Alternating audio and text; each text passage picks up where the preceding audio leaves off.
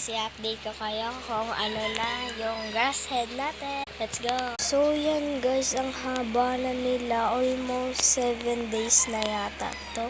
Yung ginawan ko sila ng house. Ito nga pala si Ching. Yan.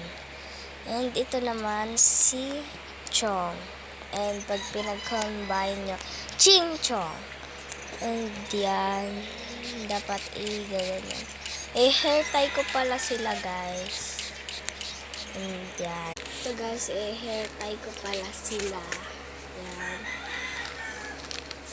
Update ko na lang kayo pag na-hair tie ko na. And yan guys, na-hair ko na sila. Nagpuputulan lang natin ng konti. Papantayin lang natin para maganda ang kanilang hair. Unti lang, sa dulo lang. So yan.